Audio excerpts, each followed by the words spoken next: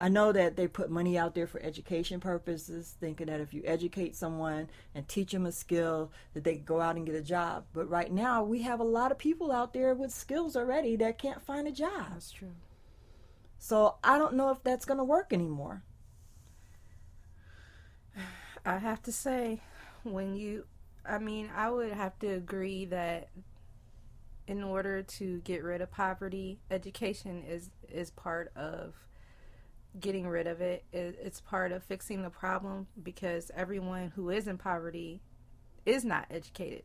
But for those that are educated, I feel like they kind of need to change their focus because technology and uh, industries change over time and you have to change with it. And sometimes you have to change what your focus was 10 or 20 years ago. It might have to change to something else where you will be able to be employed.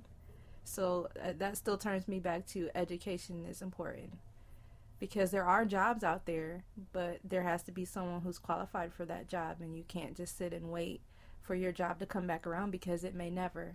Just like, for example, if you think about all the things that we used to have before, and then we had this uh, whole era of trying to eat healthier, trying to recycle, trying to uh, keep a clean environment and not pollute. All these things changed, and so going to work at a coal mine might not be your best bet, or going to work at somewhere that pollutes the environment, or somewhere that promotes unhealthy eating might not be the best choice for you in the future. So you have to think like that as far as your education, and you might have to come to the realization that what you were doing before is in the past and you have to make some changes. That's true. Well, I'm glad that we were able to get this topic out there today. And hopefully it will open up people's mind to see what it is they can do. And I noticed today I saw a program where this young lady, for her birthday, and instead of deciding to have this big elaborate party for herself, she decided to have 22 things that she wanted to do in kindness for other people. So maybe we need to look at our neighbors and look at the people that are in poverty and see if there's just one thing that we can do to help somebody else. Just think about someone else besides ourselves. It's a great idea. Helping others is always a way to make you feel better about yourself instead of focusing on yourself. And we're not going to resolve this problem today, but I just wanted to make sure that it got before the people's minds to think about it.